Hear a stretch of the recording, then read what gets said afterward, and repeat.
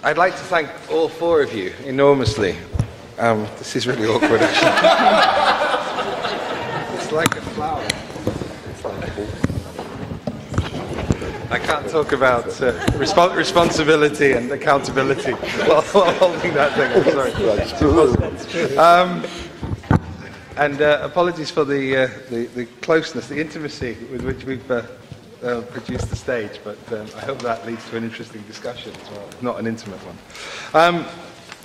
I think both of us were, and I hope the whole room was, in a sense, bombarded by so many different angles, so many different positions. But I think it's useful, and has been incredibly useful, to try to get to grips with the nature of the changes, or in some senses perhaps the lack of changes as well, in the last 20 years, that in many ways we conveniently hang around the moment of 1989.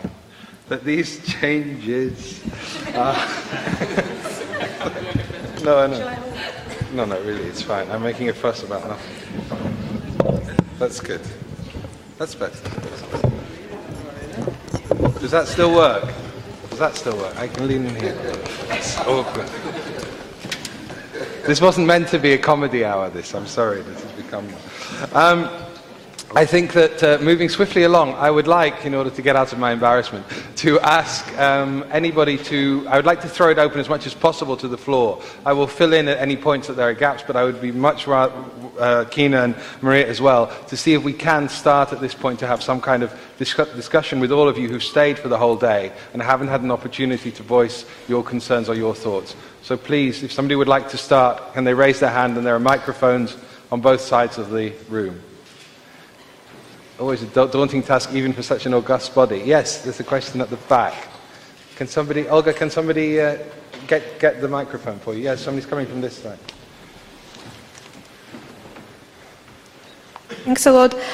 I know that the conference is called Former West, but I will be insistent on the missing part of or taken to obviously. Could you just introduce yourself? Sorry, because not everybody will know. Yes, Olga Brukhovetsky. I'm coming from Kiev and represent Visual Culture Center there. And so now you know why I'm insisting on a former East problem, I would say. And and I would just would like to point just a few very elementary questions that. As a kind of impressions from today, very interesting discussions. One is the former East, with emphasis on East, which is, of course, very reminiscent of the problem of Orientalism. Yeah, because what are we talking when we are talking about East?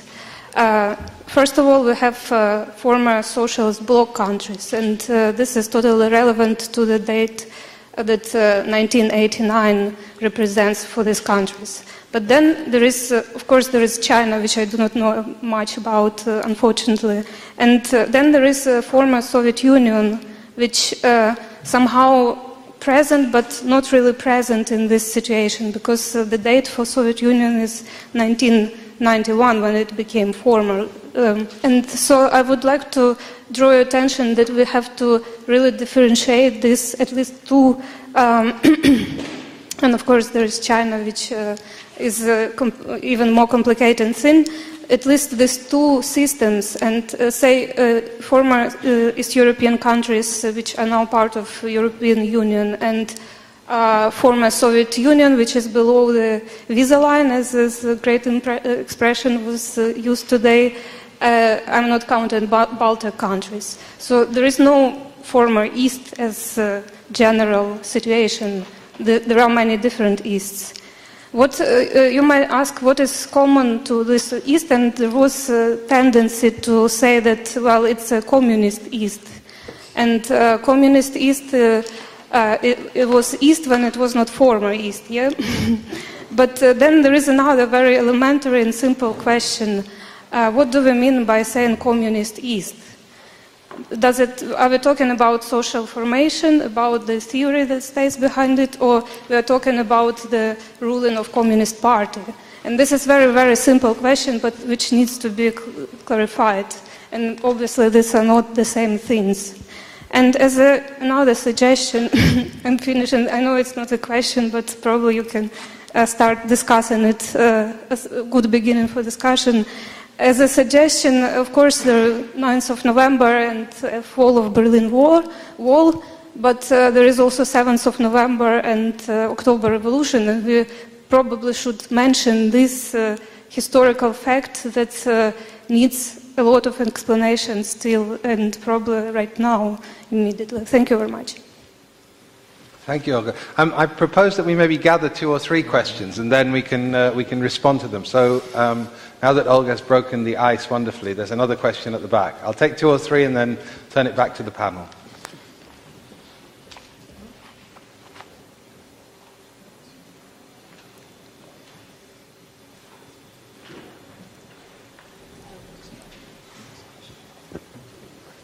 Hello, I'm Fiona Tan. Don't know if I should say any more than that. I have a question which is maybe terribly naive, so if you want to cut off my head, okay. I noticed, really interesting afternoon, thank you all. I noticed that I started thinking about something which I would like to ask you, and is ideology, so certain ideas, predominant way of looking at the world, is that so strongly linked to economical structures? Is capitalism, I find that it's almost like such a depressing idea that the way we think has to be so ruled by the economy. I would hope that it isn't like that, but I would like to hear your response. I'm going to ask Boris to respond to that, but I'll give him a chance to prepare it. Sorry, Helmut, can you wait for the microphone? Sorry, because we're going also out live on the internet. Can somebody pass the microphone to Helmut here? Thank you. We're going out live on the internet, which is why this laborious process of having the microphone is necessary. Does it work? Yeah. Okay. I'm Helmut Draxler, and I have a question for Paul Gilroy. I liked your lecture very much as far as I could understand it, and so my question relates a little bit maybe only to explain it a little bit more in detail. I thought it was extremely interesting, your beginning to question the function of a conference like this, and to see it in a relation if we are more or less part of a problem or of a solution in old leftist terms, and to draw a line to the context of war and culture as a battlefield or something like that. And in the end, and I had problems to follow you, it was a little bit fast, and in the end you came up with a reading of Fanon and the whole revolutionary tradition, and for me it was very unclear if this reference to Fanon is for you just a taking up of this revolutionary rhetorics, or if you also want to historicize that, and what would be the point of connection to other positions like that of the entanglement, and were always coming out of post-colonial theory of being always entangled in one way or another, and this revolution more or less were the outcome of that, and how could we relate that to this question? More or less, is the problem the post-West, or is it the anti-West in a certain way of, totally making an end with all of it? Well, could I ask you would you like to respond immediately to that, and then we can work backwards through the questions? Would that be fair? If that's what you'd like. I mean, I don't think there's a former West around. I'm sure many of us don't. I don't think that our event today was an affirmation of that transformation. I didn't approach it that way, but it seemed important, and I take here Renata's point about denial, to acknowledge the way in which the struggle against communism has been recast by many of the same ideologues as a struggle with Islam, and to acknowledge the fact that we are at war, and that this is a particular kind of war which has implications for the way in which those of us who work with and against and within cultural practices and institutions of various sorts think about what we do, and that is cut in a deep and significant way by questions of technology, and by what I tried to sum up in the distinction between theories that were based on the relationship between power and knowledge, and theories that were based on the relationship between power and ignorance. And I think that that's a helpful way of understanding that change. With regard to Fanon and the revolutionary tradition, I suppose I was trying to suggest that actually there were things to learn about the wars that we are in and which we are part of, whether we like it or not. And I'm a little disappointed not to have heard more today about the fact that we meet in the context of a war. That's why I put up the slide, which showed all of us, whatever nations we're from in this emergent West, or this reborn, this resurgent West, that there is a neo-colonial West as well as a post-colonial West that we have to think about. And yes, I'm sorry if my remarks about Fanon were compressed in my haste to get to the end of what I wanted to say, but I do feel that there are things to learn from him. We speak of him as assimilated to a revolutionary tradition. I mean, as far as I understand it, that's not a communist tradition, actually. It's a different kind of revolutionary tradition, and its relationship to the communist tradition is a vexed one. In Fanon's own writing, he speaks of Marxian notions, and this goes to the other question, the middle question a little bit, that when it comes to questions of colonial history and society, Marxist analysis always have to be stretched. He speaks of it in that way. So I don't want to assimilate Fanon into some sort of prepared chair for him in the context of a left or a communist tradition where he doesn't really belong or fit. Actually, I think his lineage is in dialogue with some of those positions, but it's not where he's from. And certainly I'm old enough, well, I don't like to remember this, perhaps this is where I also fall victim to the mechanisms of denial, to a point where Marxists used to hate Fanon and despise the theory of revolutionary agency that was articulated by himself and by one or two other voices from that vintage that he was in dialogue with. And their view of culture, their view of nationality, their sense of where the national state cut or didn't enter into the development or the unfolding of a revolutionary struggle, which was a transnational as well as an international phenomenon, are all quite particular and all quite in conflict with that.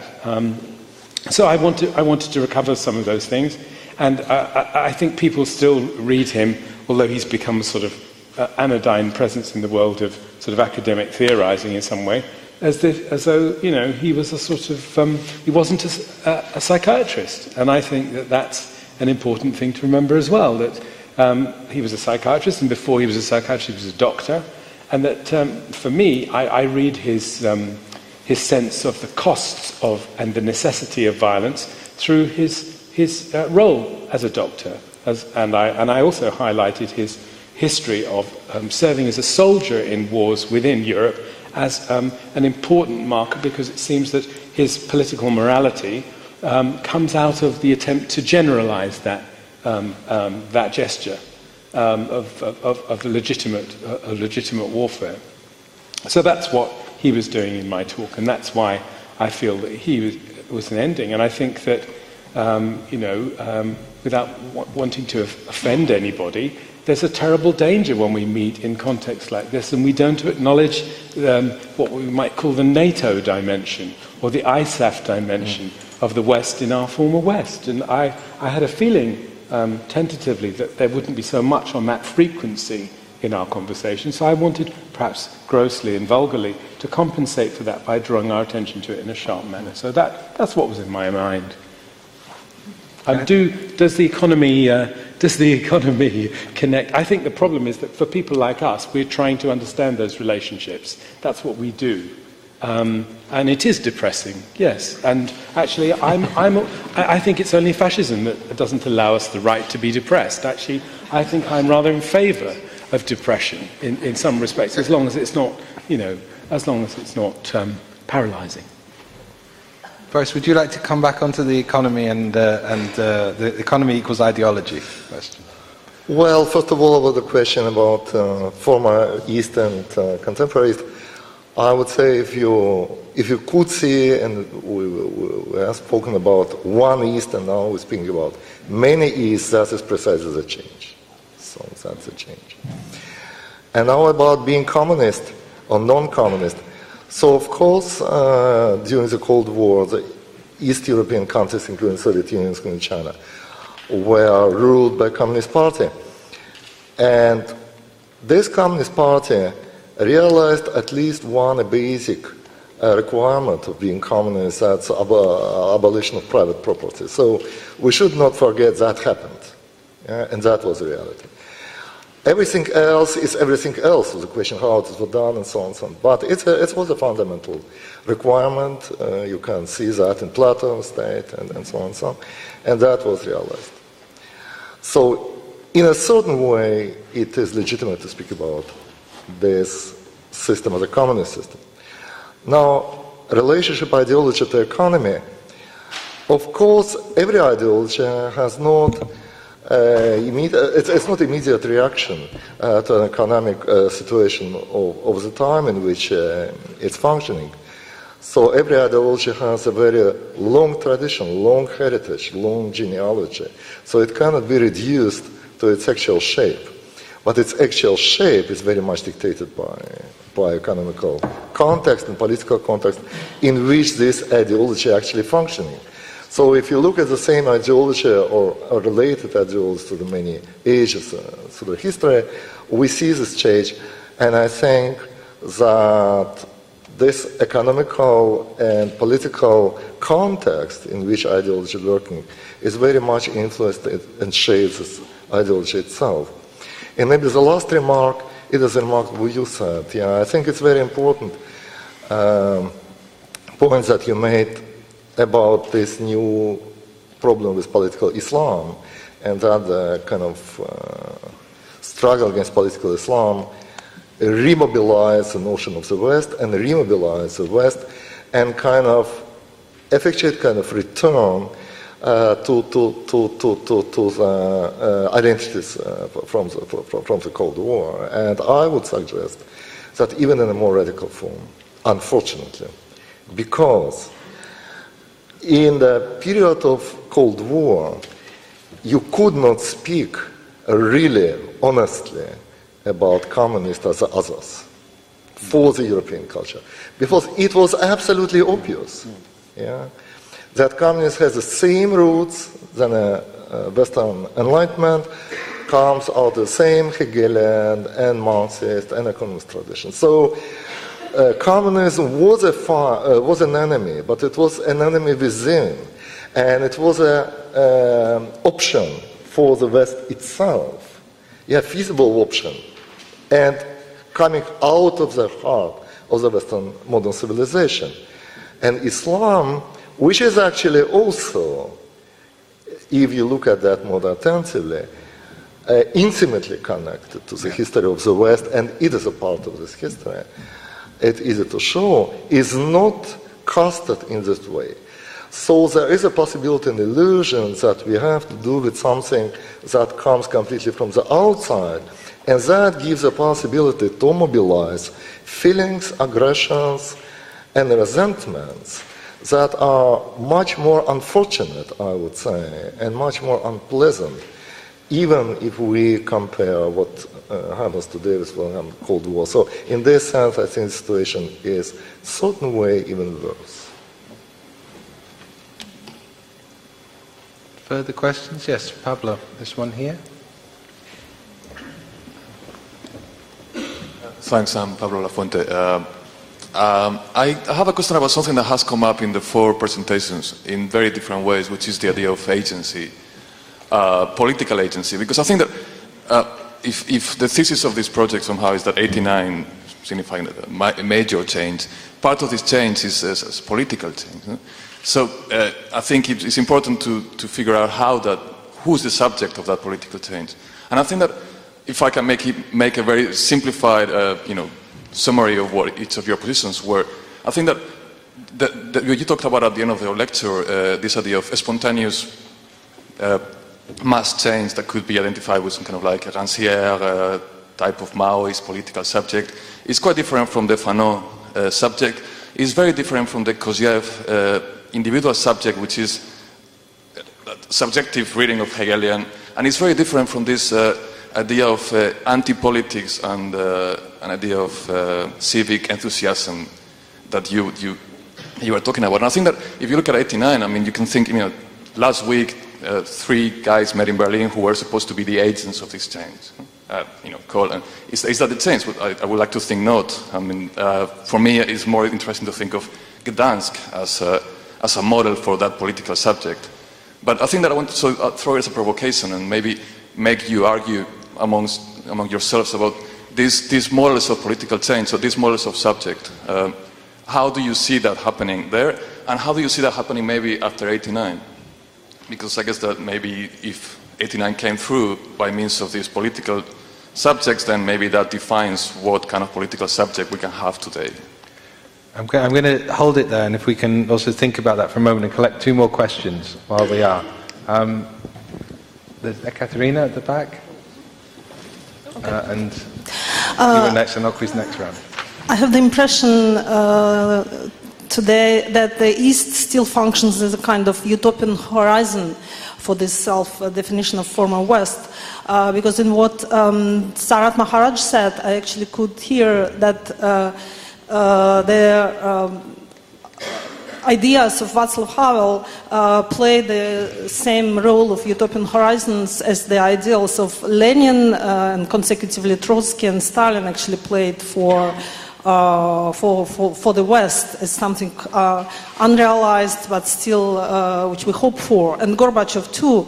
And the project, Maria, if I remember well, you were describing the project of Что делать group, where they are what could have happened after perestroika, and for example, Soviet Union could have become a federal state with republics which were able to live. This could not happen because it was already the case. That was the problem. So it was already the case from the beginning of Soviet Union, and which finally happened. So that this all utopian horizons actually they don't work because it was the case in some way. But my question is, also I'm contributing to this utopian thinking of the East in this frame, and my question would be to Renata in the first place, and maybe to Boris. Renata, you were brilliantly describing how this belief and disbelief in communism was parallel to is parallel to this disbelief in capitalism. And so you brilliantly demonstrated these parallels. But my question would be, why actually this disbelief in capitalism I think is much less productive than disbelief in communism, because the whole sphere of unofficial culture which existed in Soviet Union and Yugoslavia and many countries of former Soviet bloc, which produced brilliant examples of culture of and intellectual work of disbelief. But this doesn't work that well with capitalism, and irony and sarcasm are somehow helpless against it. So my question would be why it's that much difficult, and what this West could learn from this former East. And then, Marion, if we could have you next, and then we'll go back to the panel, and remember the question of political agency and subject. Can we bring it here, forward to the second row? I would like to come back to denial and choice. First about denial, I think I have a problem with the denial of social struggles that really changed from 89 to now. And they were absolutely successful struggles. There were new actors appearing. And actually the sans-papier movement was so influential for so many thinkers and for so many artists, and I think that has to be embedded in this kind of imaginary maps of other perspectives and other actors and other speaks positions. This has also to do with choice. I mean, in terms of choice, I have always a slight problem if you talk about this construction of ideology. I mean, who is we in this? Who can have these choices? I think in terms of the change in the political or in the laws that we see, we can see a big shift. On the one hand, also that laws that have been quite liberal got to be very, very, strict and conservative, even that people were criminalized, like abortion laws were absolutely tightened, and it also had an influence on the West. So there, the border and migration regime changed. What is also missing for me in the discussion today is the change of statehood and governance, these kind of new forms of governance, which also now gives us a chance to establish new forms of struggles and forms of resistance because of the supranational agents and because of the national agents and because of the NGOs and all these kind of other actors like migrants. I think Sarat pointed out also this kind of suitcase economies, this kind of smuggling, this kind of subversive strategies, but they are all in complicity. And I think that's a point. This is a shift in governance, but because of this shift in governance, because they correspond on the one hand, but on the other, there is also a split and a rupture always in between them. There is a possibility for different forms of political interventions, and I think it's very new for us, and we have to learn about that as well.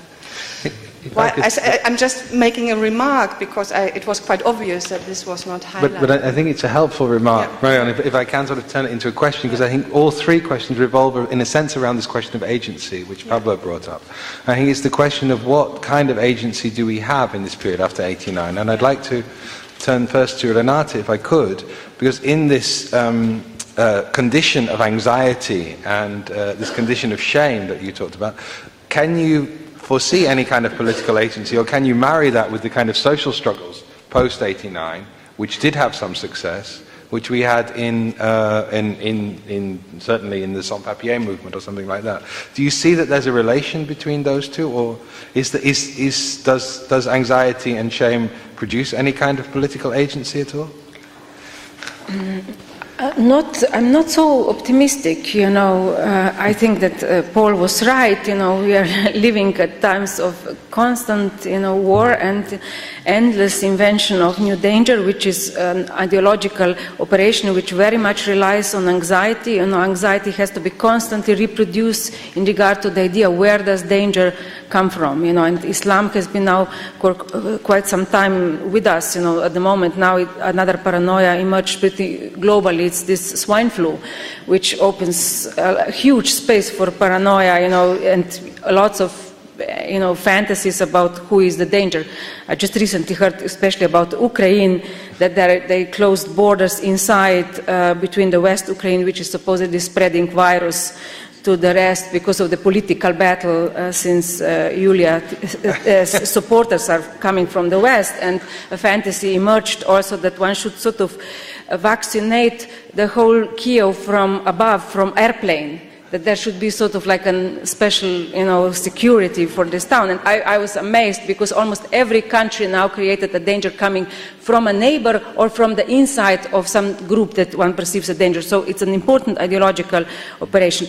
I'm not so optimistic about the agency because I think that this ideology is constantly turning critique back to us, and where I don't see, in today's times, the possibility even of trade unions to organizing themselves. It's sort of the individual who is so much responsible for all his failure, which is where I would point out, yes, migrants, it's a huge problem, and one optimism I saw, by coincidence, I read UNPD report about it, pointing how valuable it is to have opened borders. It helps migrants, it helps their families and economies where immigrants, settle. So, there is very little, fight for against strict laws in regard to migration in Europe. Climate change, behavior is another should be the agency. I will do as little and as late as I can. That's sort of the political, moment, and that's two important things for the whole of society. So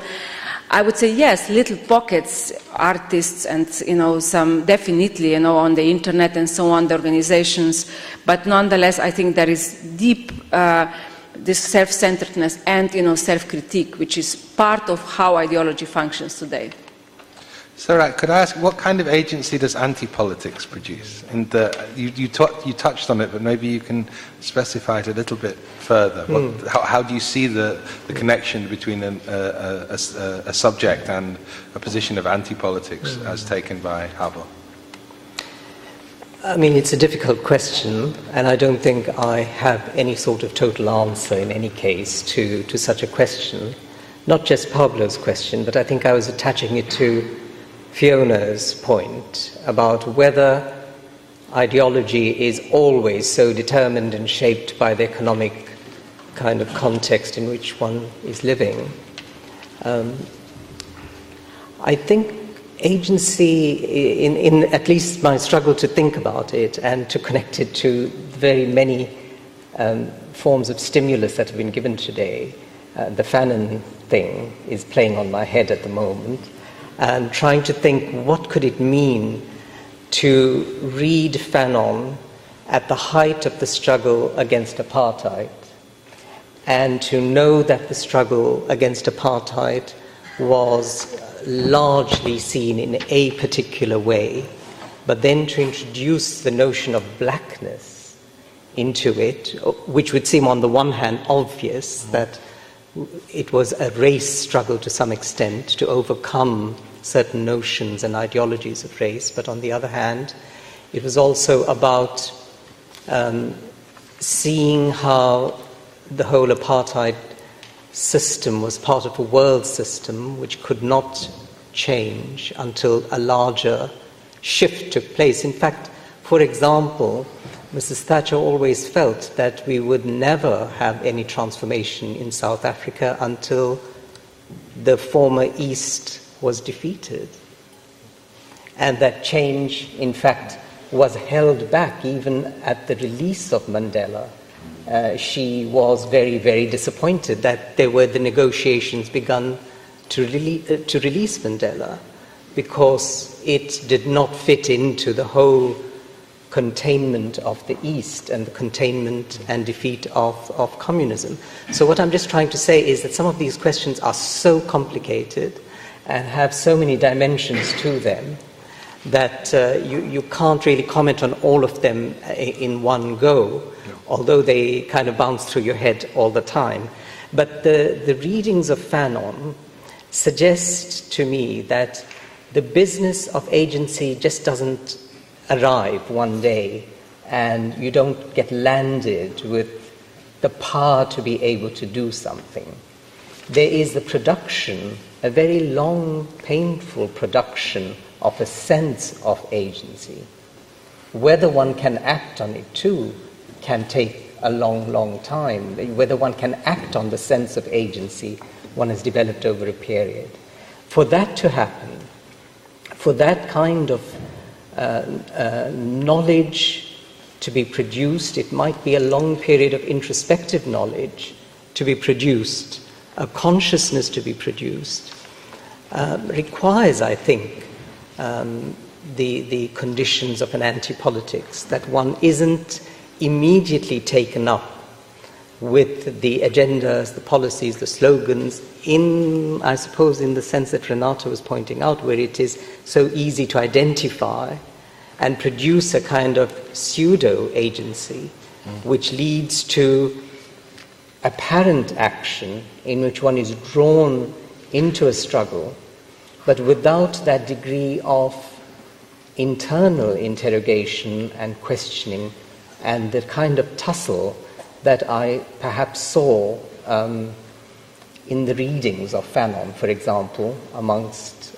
people in the struggle against apartheid. If someone like, I'll just leave that aside for a moment, but what I would want to say is that anti-politics is about what you were talking about. I can't remember your name, the person from the Courtauld Institute sitting behind, about reticence, about the period in which one, as it were, examines the pros and cons. One is absolutely immersed in understanding that unless one has built a kind of internal resolve and discipline, all other actions will be, I suppose, effective as actions, but they will be actions that have been undertaken on the basis of identifying with an ideology pre-made and given to you.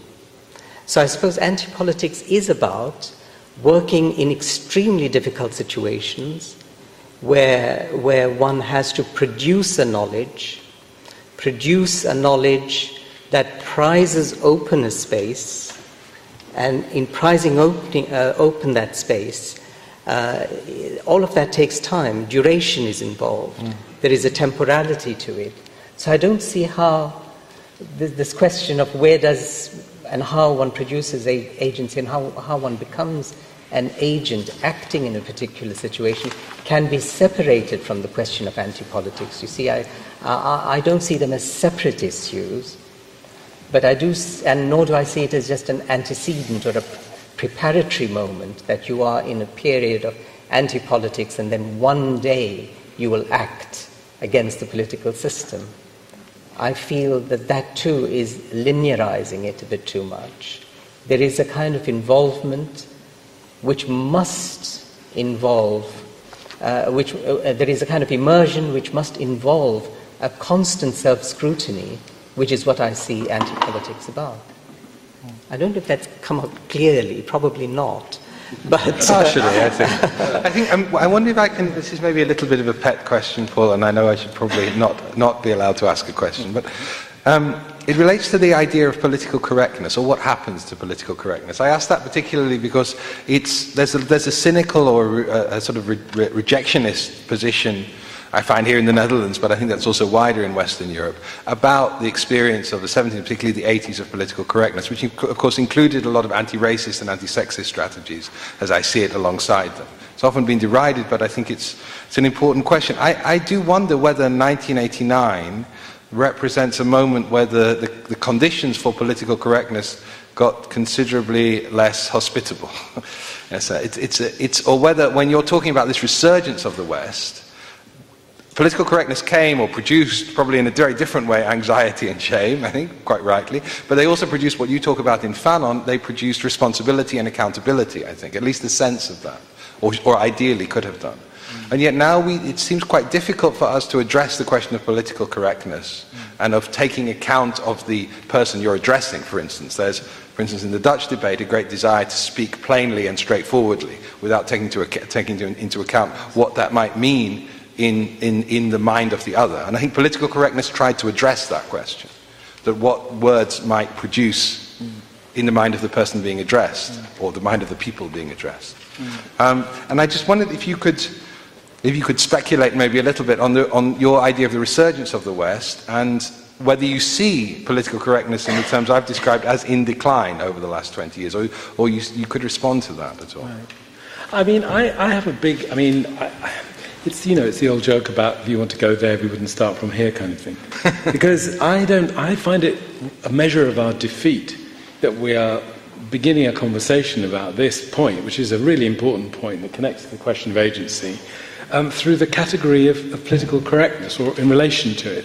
And I actually want to refuse that, because no one in 1989 was talking about political correctness. I remember when I first heard those words in California, and they have a kind of viral character. And I don't know if that goes in the same category as swine flu, but I think that it does pollute the polity, in ways that are really... If you're talking about the morality involved in being able to understand the alterity of the self, and to, heteropathically identify with someone else and endow in the person you engage the same subjectivities, vulnerabilities, appetites that you know from your own limited relationship with yourself. I think I want to defend that, and that's sort of what makes me, a rather anachronistic figure, really, in this conversation, because I was thinking when the conversation was being developing that Renata had said and Sarat had implied that we were totally the wrong people to ask because we didn't see it coming either in South Africa or in the Soviet Empire, and that people like us are always running along behind trying to catch up. But Paul, nobody saw it coming. I mean, there were people being paid millions of dollars as criminologists in Washington who had absolutely no idea. Yes, well, actually, I mean, sorry, I think there were people who saw it coming, and there's a very noble and very interesting tradition which is in a sort of, uneasy and tense and difficult relationship with the world of official communism on the one hand, the capitalist world on the other, of commentary on precisely on that. I mean, I remember going to interview C.L.R. James at one point towards the end of his life about the little book that he and Castoriadis and Grace Boggs had written about the Hungarian Revolution, and trying to get him to talk about that. And he wouldn't really, but he did say one thing. He said, "Facing reality," that's the title of the book, "that was the one thing we were never prepared to do," he said.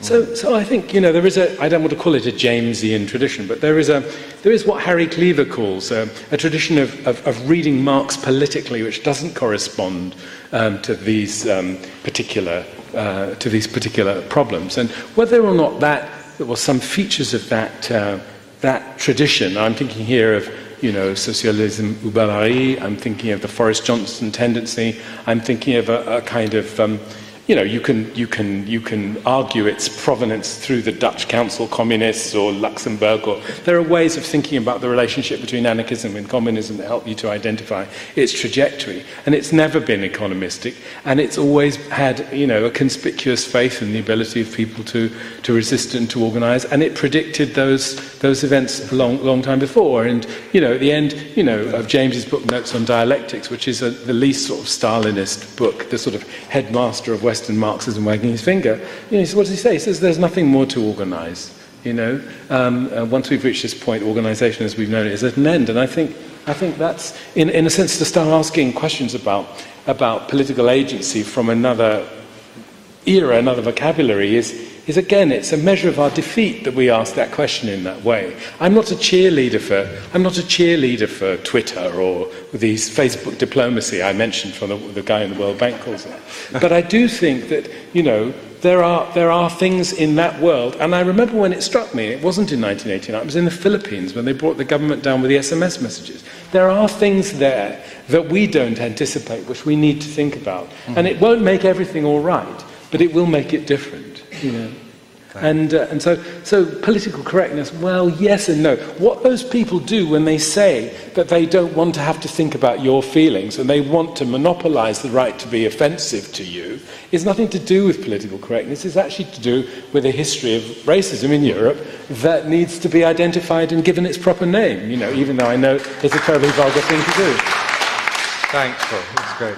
Yes, and I think, if I may just add to what Paul says, that of course, the undoing of ideologies, of policies, of agendas, such as political correctness, in which political correctness features as one such agenda, is an extremely important question to pose in terms of anti-politics or in terms of the preparatory that one has to undergo in terms of whether one is simply mouthing politically correct positions or whether one is actually living and acting in ways which realizes and manifests that. If we look at the European right today, they have taken over all the political correct slogans. If we look at the nationalists in England, they are claiming to be the Anglo-Aboriginals who have been genocided. And they are quite alive and well, but they are the genocided.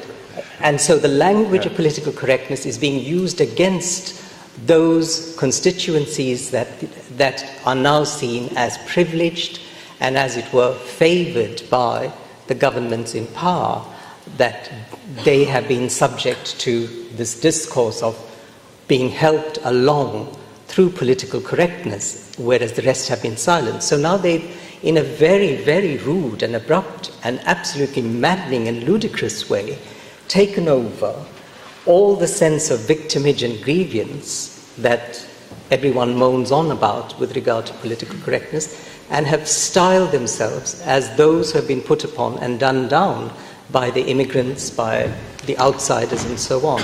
So it seems to me you can play a game on the level of slogans and ideologies, but something has to be transformed in one if one has to actually act. And it's those moments of transformation which are very minor, which often begin with moments of anger in Fanon, or begin with a telephone call in Twitter between people which seem really insignificant, but build up into something. This is a matter of the production of a subjectivity. It is about the production of a sense of agency.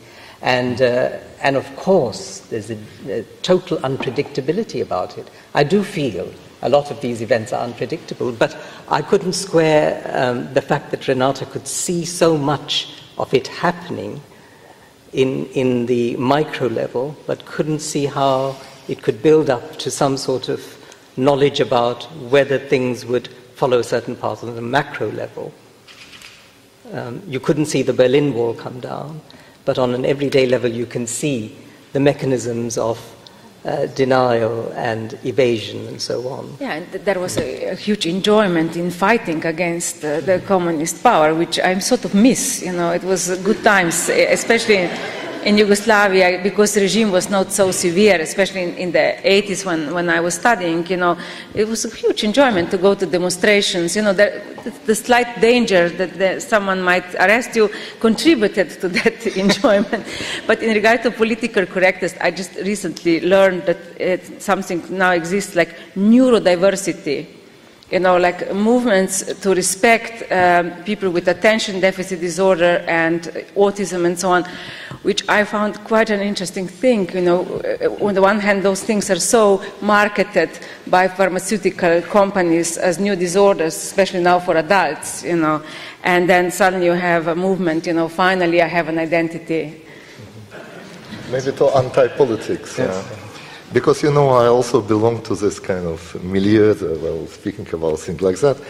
And I think that these anti-politics ideas and many related ideas actually emerged out of the unwillingness to accept also kind of choice. That was a choice to be for the Soviet power against it. Yeah? It is also a kind of choice, and it also was kind of sold to us. Yeah, it's maybe only one choice, yeah, that was sold to us, that was choice was there. And I, for example, didn't want to be Soviet power, I didn't want to be against Soviet power. That's all of us, at least in milieu, I was there. And Konrad belonged also to the same milieu. So the idea was to kind of reject this choice itself and deconstruct this opposition and to find a way to be against both and be maybe for both, yeah? and to escape this kind of this kind of paralysis that is produced by them. So I think that if we speak about agency, then agency has something to do with acting. Yeah? That we have to escape a certain kind of paralysis. Yeah? We are mostly in a situation where we have to do, we don't like both options, or even three options, or four options. So it's that paralyzed. So then I would say the agency comes as a possibility if we try and if we succeed in trying to escape this situation of paralysis, situation of fixed optionality, and find a way just to go around it. And I think maybe what Konrad meant, it's to go around it. It's not anti-politics, it's a way to go around the politics that is established, to find just a new way to act it. Okay. I'm going to take three more questions, two of which are already booked, Okwi and Sarah, and if there's anybody else, and Jalal, then that's it. I sort of lost my train of thought, but since you've given me the mic, I will make some remarks. I'm really struck, especially in looking at what I consider to be the geography and economy of 1989. how it seems to me there's a repetition of what I would consider historical narcissism, in which history is what happens in the West and the effects, take place elsewhere. And in this, it seems to me that, perhaps an unintended and yet unacknowledged tension here is the one, between, the former East in relation to communism, and which is completely internal to this former East. There's no outside, there's no relationship to other parts of the world. The effects, the racism and the anti-racism produced within the East itself, the kind of the disappearance of this so-called international solidarity that was part of this place, Africans, Asians, and so on. So there is no recognition in the work of so-called former Eastern intellectuals of this disappearance. And I think this is, for me, a very key aporia in this discussion. And the other unintended and unacknowledged tension is the former West in relation to the post-colonial, in which the post-colonial is completely outside. So the other one is an inversion, it's completely inside, it's internal. And the other one, on the other hand, is outside. The post-colonial is that which is elsewhere. It is not, part of this, larger description. And I'm wondering that in this geography and economy of 89 and the forms of historical narcissism that really, makes us focus only on, what I would call, largely the complex of Westernism. If we are not really repeating, this, kinds of failures to reimagine other domains of struggle and practice and historicity, and whether there's any way any of you can take up this question, because if I were to sort of go back to Sarat's presentation this morning, and the three moments he sets next to each other, and I would like to sort of see them not as one continuous line within 1989, but a kind of contiguous, different relations of affiliation to a particular chronology. That Magicien de la Terre, The Other Story, and Havana, they each happen in different places around the world. But they are not completely synchronized, they are not coordinated. They are not, based on one central causality in terms of historical responses to, moments of art. And what I would like to really to point out, because I know that the Magicien de la Terre has been elevated to this kind of signal, paradigmatic moment. I think it's a paradigmatic moment by default, because we mustn't forget what Magicien de la Terre conceived, or how it conceived of artistic practice, that contemporary artists were those who work in the West.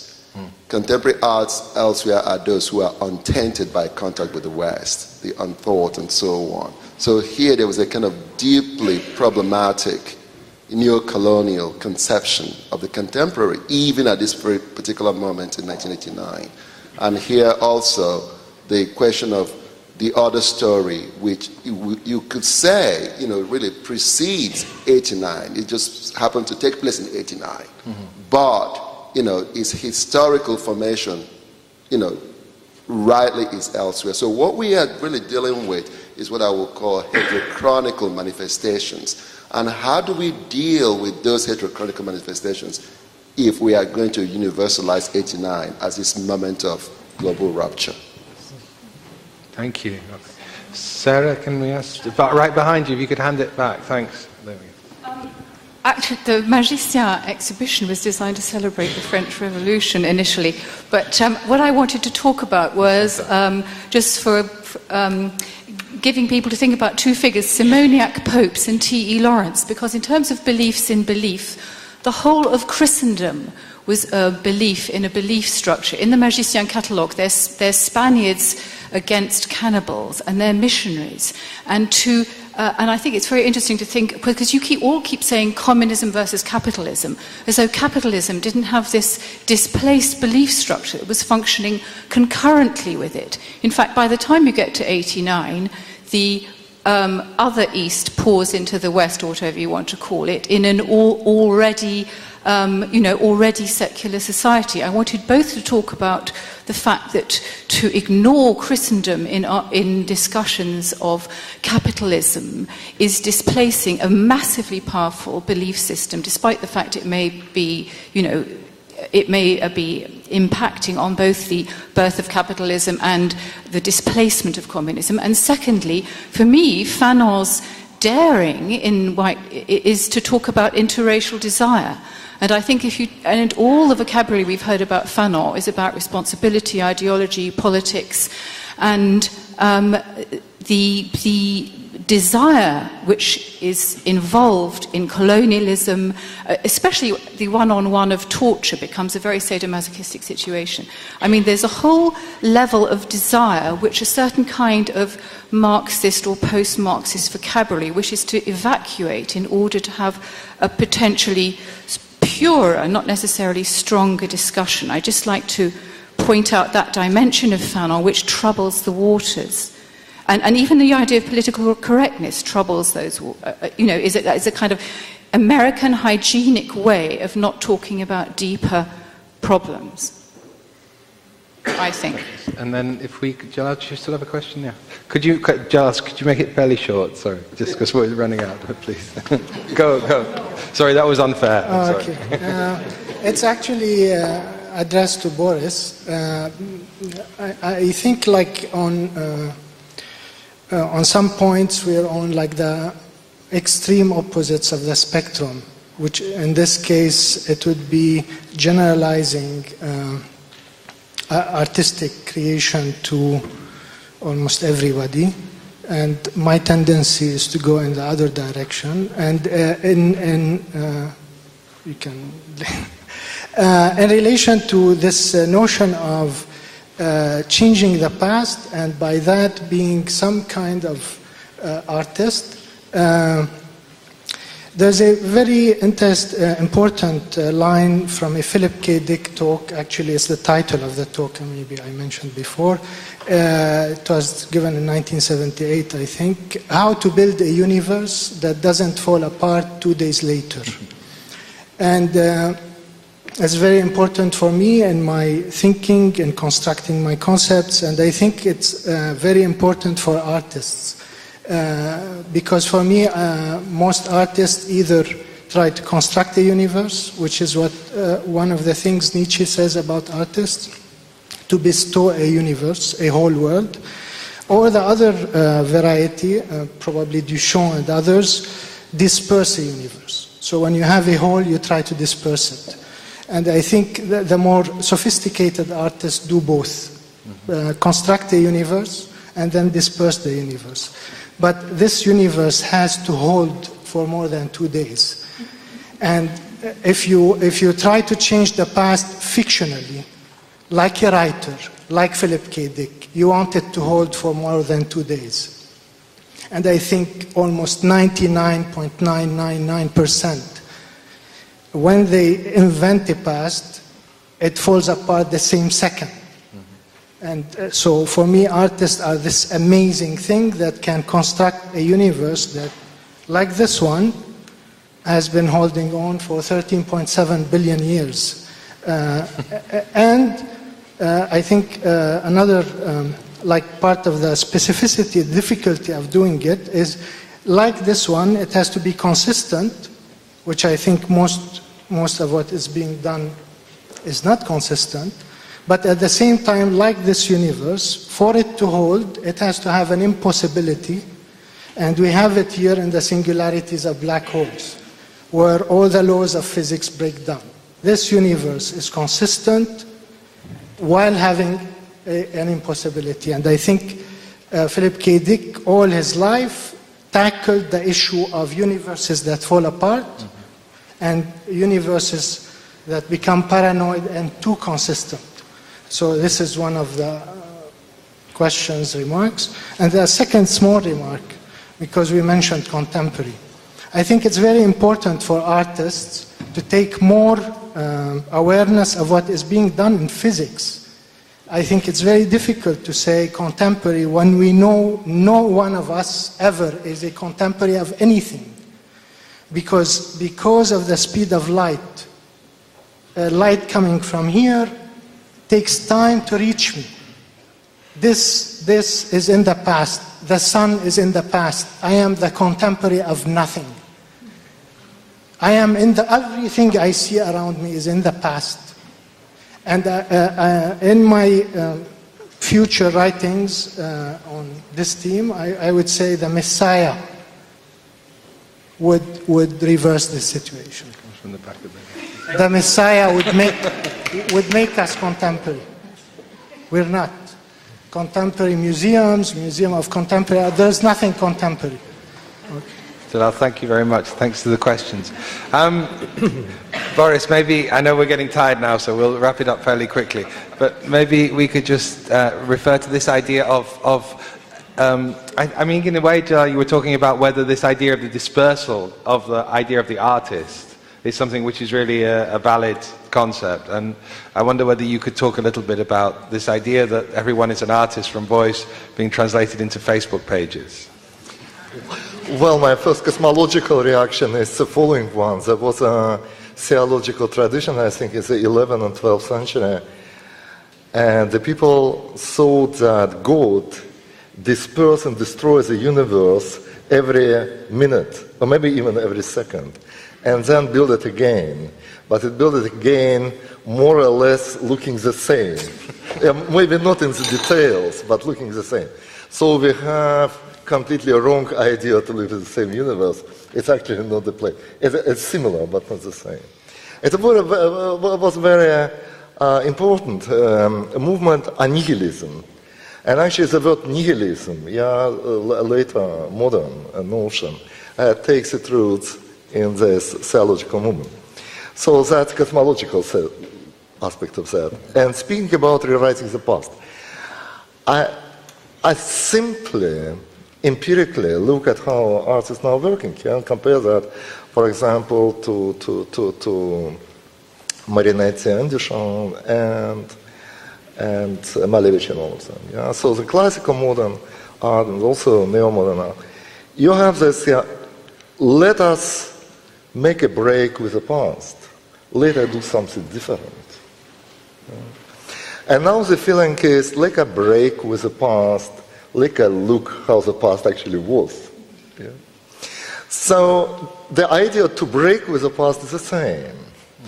But the direction of the perspective is completely different. So instead of inventing the future, people actually invent the past, and the future is understood as a fidelity to this past that they had invented. Including also communism. Let us invent communism as it actually truly was, and let us remain faithful to that. So we have a completely different way to deal with time. And that's why I mean contemporary. Yeah, if we speak about contemporary, we have to be able to speak about contemporary in terms of long duration.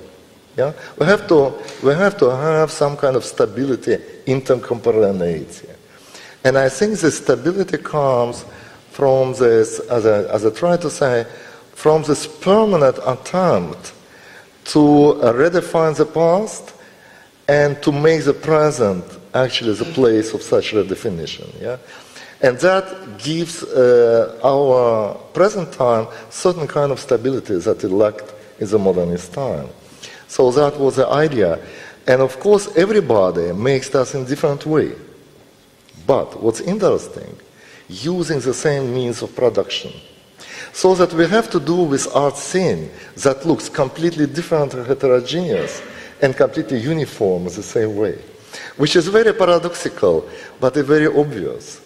Because we have only the possibility to use that, but we use it always in a different way. And it is something, what comes out of it, it's a kind of paradox. And I would say that every ideology also, it's like a relation ideology economics. Yeah. So every ideology is transhistorical. Yeah, it has kind of message. But it presents itself always under specific condition of communication, economical, political condition of the time. So all the ideologies look like alike. What's very strange in our time, also all ideological discourses look alike. At the same time, they are not. Yeah? And I think to see this difference is the same as the difference. That a kind of optical training that we all of us, I think, developed here meanwhile, I always would say. Thank you, Boris. And I think we should leave it there. I think we'll come back to the aporias in Okwi's statement in the days to come, because I think they're very important. But if we pick them up now, we'll be here until 12 o'clock. So I'd just like to thank everybody on the panel and everybody in the room for a wonderful day, and come back tomorrow.